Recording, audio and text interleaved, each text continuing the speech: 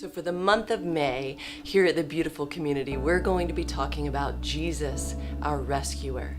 And to truly understand the idea of Jesus as our rescuer, we have to go back to the very beginning when God created all of creation and Adam and Eve, and he set them in the Garden of Eden and said, you can eat from any tree but this one. And of course, you know the story probably. They disobeyed, they ate from that tree, and they separated themselves from God. And so they had to leave the garden. And you would think that the story would end there, but no, because God had an ultimate plan to have relationship with his people. And I want to read something to you out of the Jesus Storybook Bible by Sally Lloyd-Jones. My boys laughed at me leaving today. They're like, are you seriously going to read that on one of your videos? Yes, I am, because this is beautiful. This is what she writes right after Adam and Eve have left the garden. God loved his children too much to let the story end there. Even though he knew he would suffer, God had a plan, a magnificent dream. One day he would get his children back. One day he would make the world their perfect home again. And one day he would wipe away every tear from their eyes.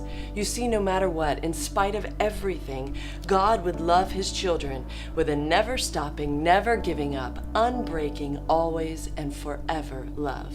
And though they would forget him and run from him, deep in their hearts, God's children would miss him, always, and long for him, lost children yearning for their home. Before they left the garden, God whispered a promise to Adam and Eve. It will not always be so. I will come to rescue you. And he would. One day, God himself would come. And he did in the person of Jesus. And Jesus came and he turned the world upside down. He came with ways of looking at life and at people, just different perspectives than anyone had ever encountered before. And he came with a love that people just could not even comprehend. And I love the story of Zacchaeus.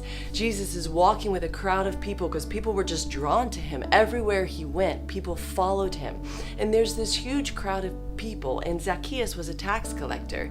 Zacchaeus, they say, was a wee little man, and he wanted to see Jesus, so he climbed this tree in order to get a better look at Jesus. And he got up the tree, and when he did, Jesus stopped, and he looked at him, and he said, Zacchaeus, come here to me. And he called him by his name. He called him down to him. Now, Zacchaeus was hated by all of those people. They considered him a traitor. They considered him a thief and a sinner. They despised the tax collectors of those days, and they started to murmur among themselves, like, why is Jesus talking to this guy? We hate this guy. Do they know what kind of a man he is? But Jesus was always drawn to the outcast, whether they were outcast because of the evil things they had done, or whether they were outcast because of just simply the opinions of man about them and the shame that people had cast on them. And Jesus would draw those people to himself. So he went to dinner at Zacchaeus' house. And they don't tell us everything that happened, but something in that night of being with Jesus changed the nature of Zacchaeus. And he said, you know what? I'm sorry. I'm going to give back everything I've stolen and even more. And Jesus looks at Zacchaeus and he says, Zacchaeus, salvation has come to your house today, because the Son of Man has come to seek and to save, to rescue that which was lost. Zacchaeus had settled for a lesser than life. He had settled for less than the best of what God had for him. But the beauty of Jesus, when he comes to rescue us, if you know you need rescuing, and even if you don't, Jesus comes into the midst of your story and he says, with me there is always something better. With me there is freedom. With me there is hope. With me there is walking away from the things that have held you back or kept you in the darkness. There is always something better when you grab hold of Jesus as your rescuer.